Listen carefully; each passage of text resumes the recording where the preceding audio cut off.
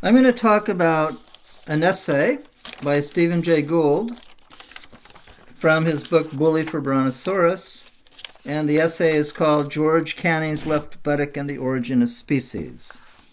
If you've never read Gould, Stephen Jay Gould, he's the best popularizer of science, I would say, in the 20th century. That's my opinion. Asimov is very good too, so Asimov's up there too. Gould himself, even though he's a great writer, he was also a scholar and he was an expert in the field of evolutionary theory. This essay is, before I get into the details, let me tell you, I'm going to go to the very last sentence of the book. I'll probably do 2 videos on Gould because, look at my time. Okay. At the very end of the book, he says this: we care about George Canning's sore behind because we sense in the cascade of consequences an analogy to our own tenuous existence. We revel in the details of history. We revel in the details of history because they are the source of our being. Now, when he said, let me read that sentence again. We care about George Canning's sore behind. What does that mean? The essay is called George Canning's Left Buttock and the Origin of Species. In this essay, Gould is going to tell the story of a duel fought between George Canning and Castlereagh. This was in the 19th century England.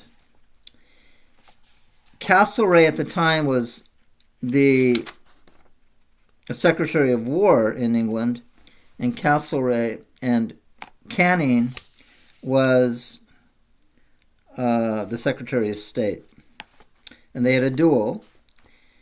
And what happened is that that Castlereagh almost had been killed, but he survived. So Castlereagh survives the duel. And then what Gould is going to argue is that the consequences that arose from Castlereagh's survival of the duel led to Andrew Jackson become president of the United States and Darwin discovering the theory of evolution. Now, obviously that's crazy, and Gould knows it. Gould says in his essay, he admits that what he's saying is he doesn't believe it could have happened this way, but it does make sense after the event.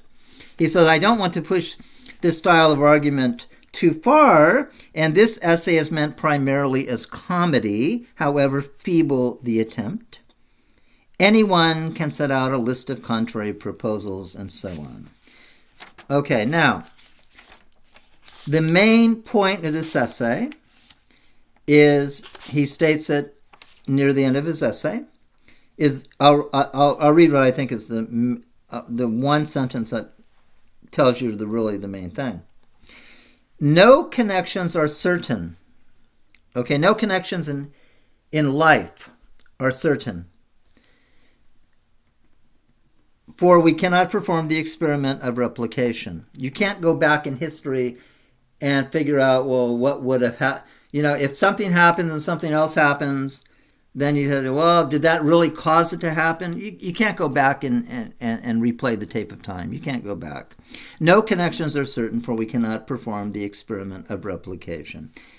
But history presents as its primary fascination this feature of large and portentous movements arising from tiny quirks and circumstances that appear insignificant at the time, but cascade into later and unpredictable prominence.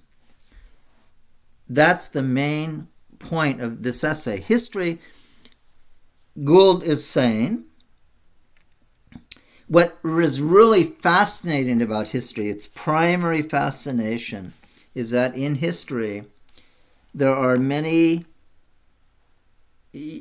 cases where some event that seems not important, totally insignificant at the time, but its consequences are tremendous. History presents as its primary fascination this feature of large and portentous movements arising from tiny quirks and circumstances that appear insignificant at the time, but cascade into later and unpredictable prominence. In this essay, the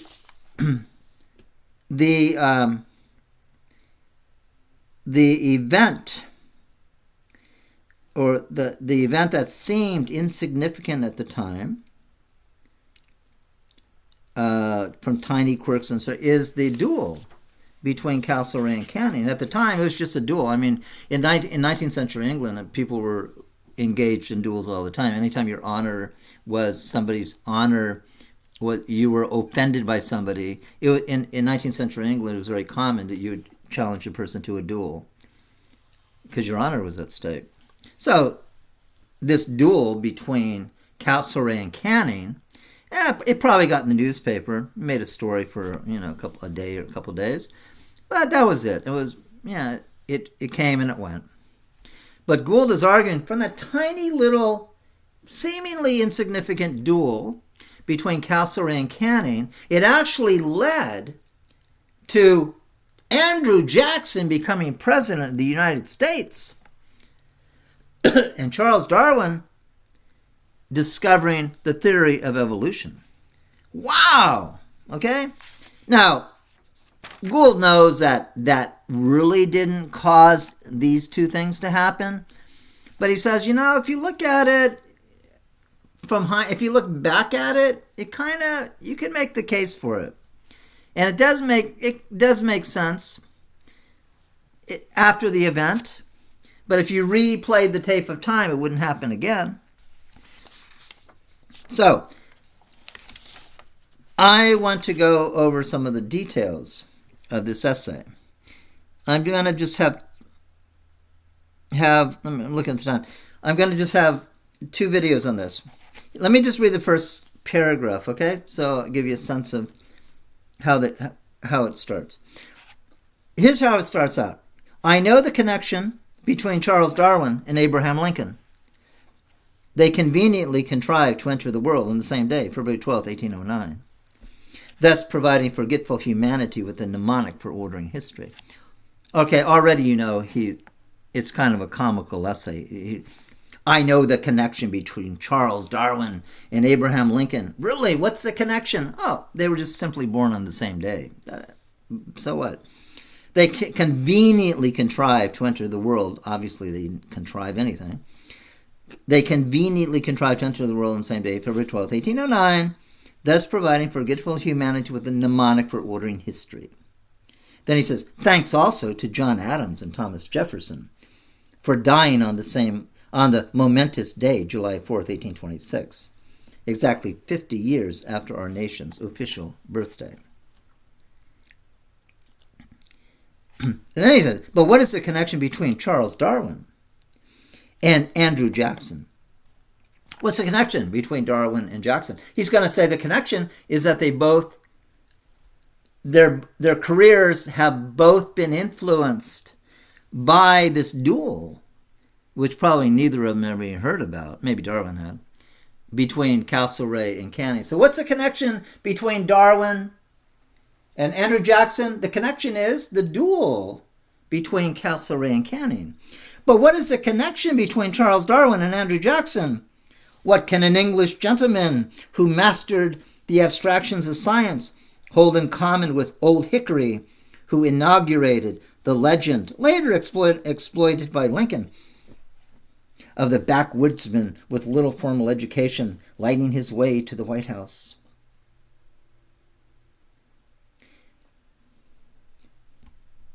This more difficult question requires a long string of connections more worthy of Rube Goldberg than of logical necessity. But let's have a try in 9 easy steps. And then in the rest of the essay, he's going to make the case, and I will in the next, I'm not going to do it in this video, I'll wait till the next video. And then I will explain that the steps. He points out 9 different steps that connect Darwin and Andrew Jackson. Darwin discovers evolution. Andrew Jackson becomes president of the United States. What do those two things, seemingly having nothing in common, what do they have to do with a duel, a seemingly insignificant duel between Castlereagh and Canning? Well, we will find out in the next video. This essay is from Bully for Bronosaurus, George Canning's Left Buttock and the Origin of Species. And it is if you've never read the essay, I advise you to go to the library or order the book on the internet. It's in Bully for Bronosaurus. It's the first essay of the book. George Canning's Left Buttock and the Origin of Species. Gould, if you've never read Gould and you're looking for a great writer, Isaac Asimov, the great, science fiction writer, called Gould up one day, and they didn't know each other. Gould was teaching at Harvard, and Asimov said, "I hate you!" And Gould says, "What?"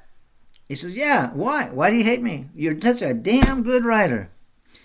And Asimov was a great writer himself, but he was praising Gould. You're a damn good writer. You're better than I am. And Gould says, "Well, listen, I haven't written 500 books. Asimov wrote like 500 books.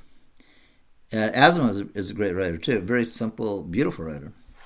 Gould's a great writer too. Anyway, I will continue this in my next video on Stephen Jay Gould.